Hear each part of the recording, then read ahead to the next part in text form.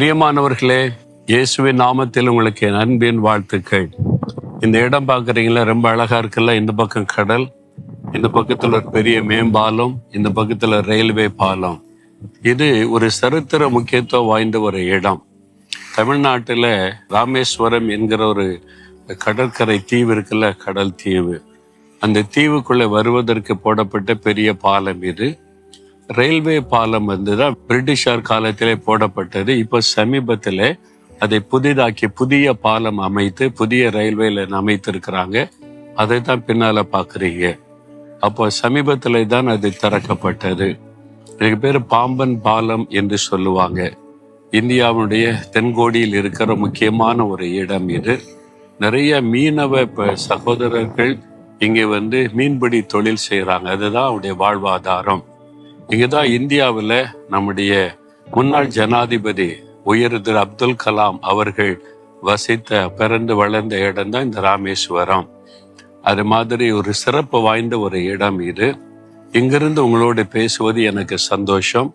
இன்னைக்கு ஆண்டவர் என்ன வார்த்தை வைத்திருக்கிறார் தெரியுமா? 1 பேதுரு 4:7 ஜெபம் பண்ணுவதற்கு ஜாக்கிரதை உள்ளவர்களாயிருங்கள்.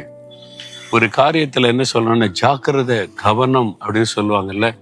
அப்ப என்ன அர்த்தம்? நீங்க இந்த பாதையில நடக்கும்போது ஜாக்கிரதையா இருங்க, கவனமா இருங்க, அதுக்கு ரொம்ப முக்கியத்துவம் கொடுங்க. சும்மா கவலையினமா இருக்காதுங்க, அஜாக்கிரதையா இருக்காதுங்கன்னு அர்த்தம்.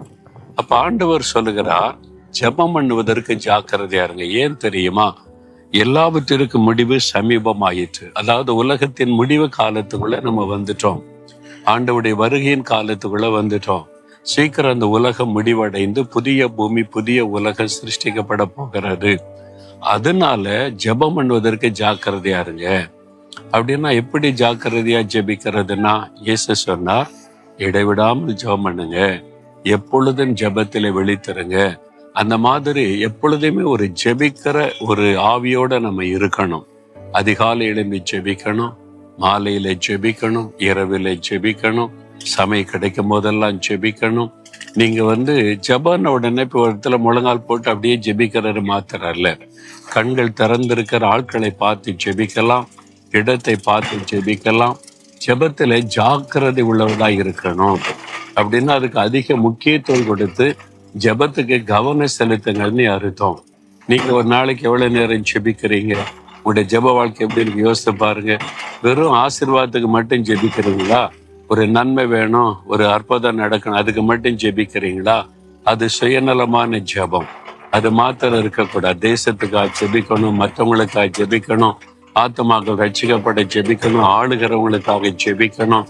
நம்மை சுற்றி நடக்கிற காரியத்தை பார்த்து தீமையான காரியங்கள் அற்றுப்போக ஜெபிக்கணும், தேவனுடைய ஆளுகை உண்டாக ஜெபிக்கணும்.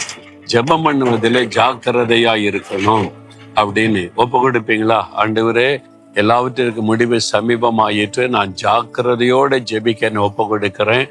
எனக்கு ஜெபாவியை தாங்க, எப்பொழுதும் நான் ஜெபித்து கொண்டே இருக்கணும். இன்றைக்கு நான் ஜெபிக்கிற காரியத்துல மாற்றத்தை பார்ப்பேன். எங்க வீட்டுக்குள்ள, வேலை செய்யற இடத்துல, வசிக்கிற இடத்துல, பிசினஸ் செய்யற இடத்துல, எல்லா இடத்துல ஆவிக்குரிய மாற்றம் வரணும். தேசத்துல நன்மை நடக்கணும். இயேசுவின் நாமத்தில் அதற்காக ஜெபிக்கிறேன் பிதாவே. ஆமேன், ஆமேன்.